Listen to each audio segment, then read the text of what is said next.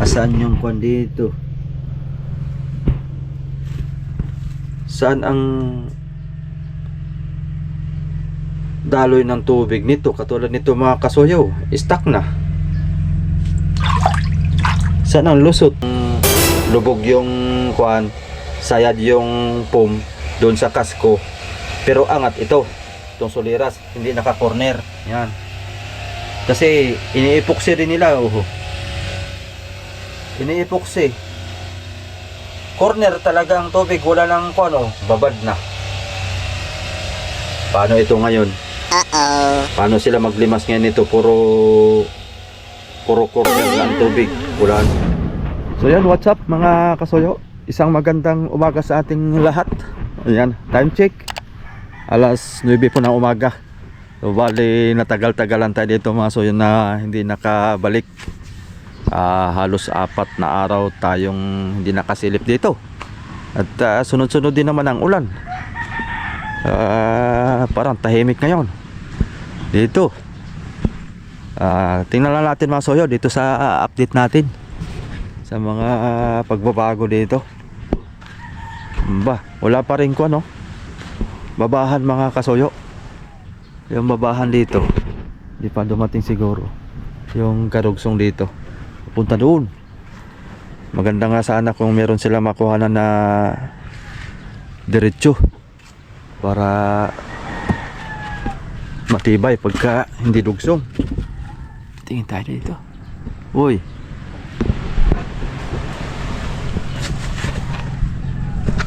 tubig.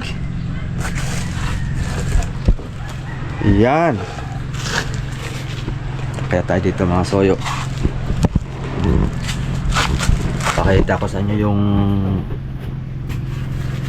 kanya-kanyang pamamaraan sa kuan mga kasuyo pag gawa ng budiga, sahig. Ito nga sinasabi ko mga kasuyo. Parang may mali.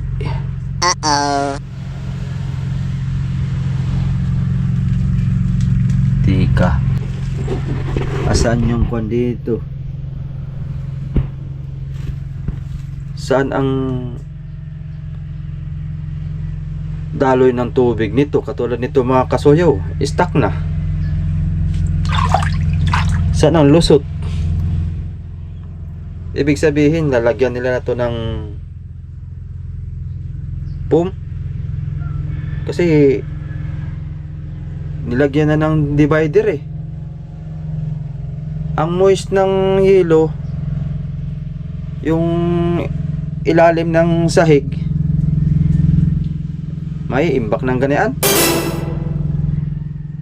Sala yata. Dapat ito'y may angat. Kahit isang sahig lang, pero may angat siya. Para yung moist ng yelo mga kasuyo ay diretso sa kasko papunta doon sa makina. Parang mali ito.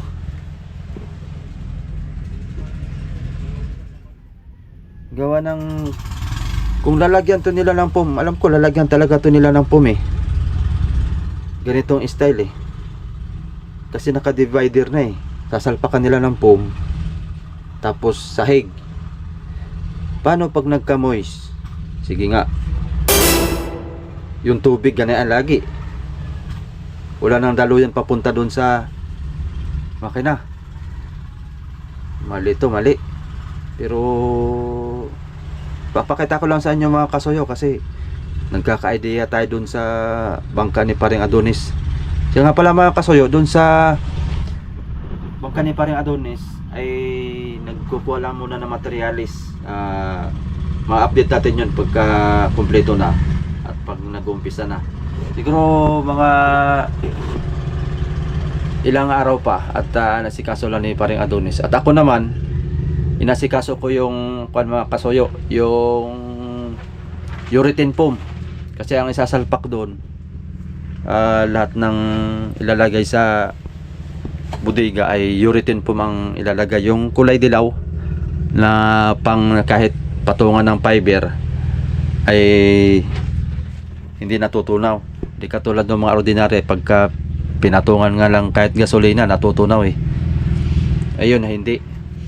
Yun ang magandang pambodiga. Napakalaking mali ito. Dapat man lang nilagyan ito ng babarinahan. Lalagyan ng butas papunta doon. Kinorner lahat. Nako. O katulad niyan mga soyo, ulan pa lang yan ha. O stuck na. Sana mapunta ang tubig niyan. Di talaga maiwasan ang moist ng bodega mga kasoyo. Katulad nung sabi ni Kapitan Nani, dapat dito na sila nagkuan. Dito na sila, o kaya nagkuan sila, nagsapi. Ito yung kasko, yung ilalim kasko, kita ninyo, kasko. Dapat nagsapi muna sila ng ganito, 2x3. Isasapi nila dito sa gilid. Tapos suliras ito, suliras. Patong dun sa sapi, dun sa parmihal, punta dun sa ulian. Pagkapatong nitong suliras, saka sila kuan, sahig. O kaya yung gagawin nila dito dapat nakaangat, tapos lubog yung kuan, sayad yung foam doon sa kasko, pero angat itong suliras, hindi naka-corner. Yan. Kasi ini-epoxy rin nila. Ini-epoxy. Corner talaga ang tubig, wala nang babad na. Paano ito ngayon? Paano sila maglimas ngayon nito? Puro corner na ang tubig. Wala nang kuan. Tatanong ko nga pala ito. Kasi baka takpan kagad ng foam tapos saraduhan. Ay wala na. Kung tatakman nila kagad to ng plywood na may foam na, yung moist ng yelo ay saan ang punta? Buti sana kung ito may angat itong lahat ng divider na to, kung nakaangat sana. Kung naglagay sana sila ng isang parmial pa dito sa isa tapos patong ito, ayun, pwede. Yun yung gagawin kay paring Adonis mga kasoyo. Parmihal mo na dito sa kuan, sa kasko, nakapatong sa gilid, kabilanan, tapos suliras na. O gaganituhin na. Din may angat siyang halimbawa sa is. Yun ang gusto ni Kapitan Nani. Mula sa tatapalan muna kasi yun tatapalan kasi 4 lang yung kapal ng kasko niya. Tatapalan pa ng siguro mga 5 para magiging 8. Papantayin yun ibabaw noon. Pagkapantay noon, lalagyan uli ng parmihal sa gilid. 6 ang kapal. Hanggang 5, pwede na hanggang 5. Kabilanan 5, parmihal yun hanggang doon. Tapos lalagyan na ng ganito na nakapatong siya sa parmihal dito. Yan. Halimbawa, ito na yon. Sahig. Yan. Parmihal na. Ay suliras na. Tapos ganito style na. Sukat-sukat na ng yung pagkasalpak ng foam, sayad doon sa kasko. Para yung moist diretso sa kasko papunta doon. Isang sahig lang pero tabla ang ilalagay. Kung hanggat maaari nga daw ay patibayin na tabla. Pagkapatong ng tabla dito, lalagyan pa ng plywood para makapal, matibay. Pero yung moist dadaloy pa rin sa ilalim. Kahit nga yung tabla ay hindi masyadong lalapad, kahit tapal-tapal lang para yung tubig diretso sa ilalim.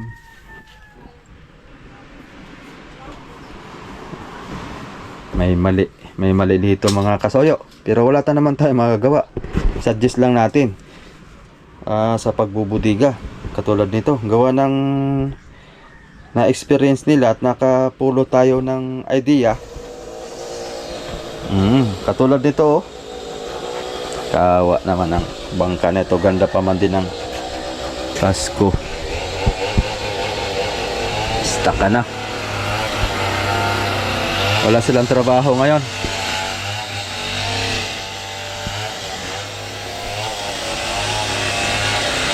Bakit kaya walang trabaho?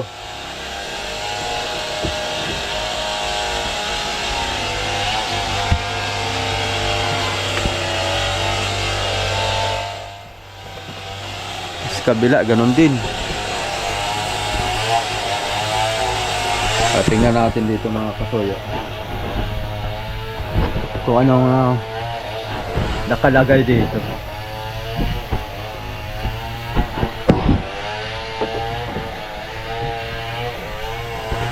May PVC dito eh.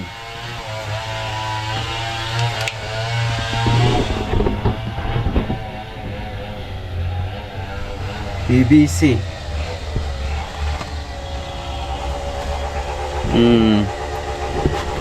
Dito yan. Dito. Para sa isang bodega lang yan mga kasoyo. Dito sa unahan. Patagasan ng tubig. Kasi sasahigan pa yan eh. Yun, susungsungan lang ayun. Pangunahan yan. Kasi kadalasan sa bangka mga kasoyo, sa unahan lagi ang lagay ng hilo, hindi dito. Dito lagayan na to na isda.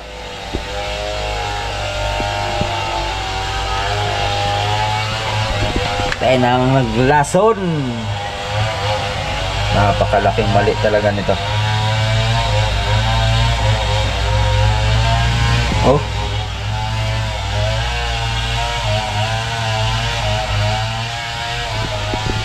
Mali ang trabaho. Backjob. Backjob.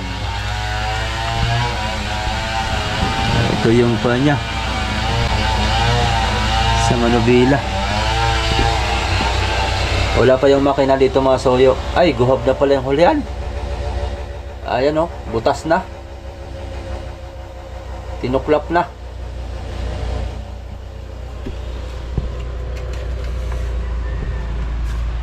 Ay, bali. Pero ikukuha natin to.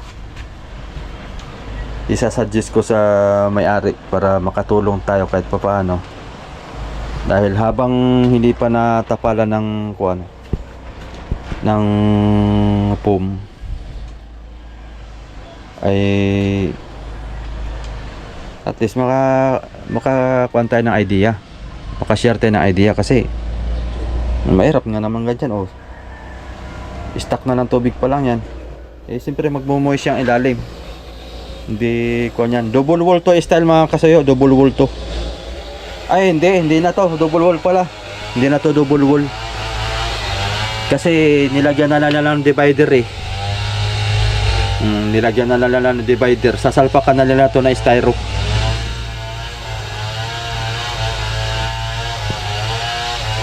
Wala na. Sablay na. Sablay ng sahig ng bodega mga soyo. Wala tayong magagawa. Kakausapin ko yung may-ari nito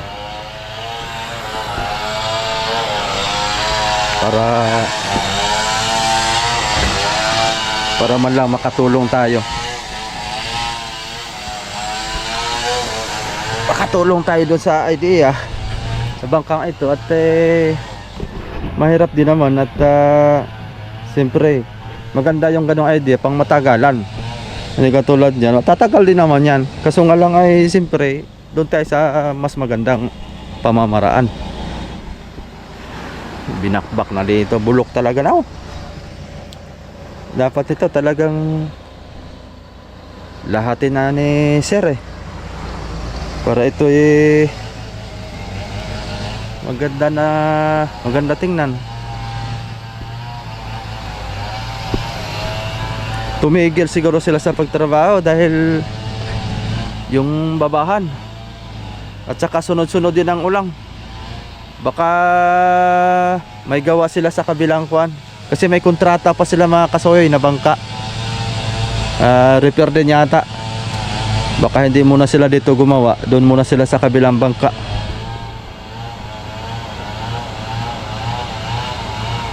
Talagang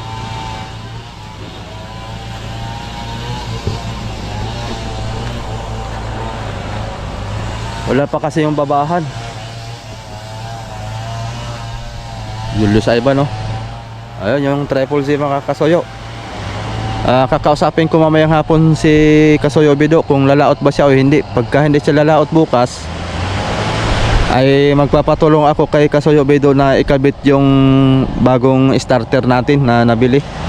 Ayun, big live shoutout nga pala kay Sir Paul. Ayan,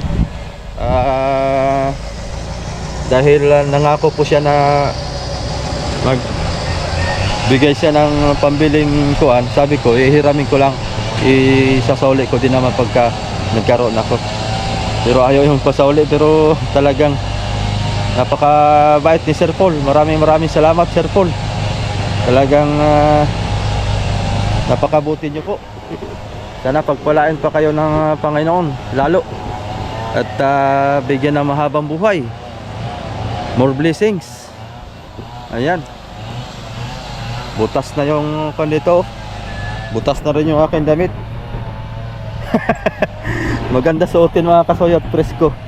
Oh. Yeah. So di na natin pahabayan tong ating video mga kasoyo. Tamang silip lang tayo dito. At update para sa susunod natin kuan ito mga kasoyo. Dalaw-dalaw lang tayo dito. Para makita natin yung tuloy-tuloy na update dito. Ayan. Muli, salamat mga kasoyo. Salamat ng marami sa inyong walang sawang pagsubaybay sa bawat video natin. Abangan lang kayo mga kasoyo. Baka sa susunod na linggo siguro, yung kay paring Adonis naman tayo magsisimula doon. Talaga tutok tayo lagi doon at pinababantayan sa akin ng may-ari para makita yung gawa.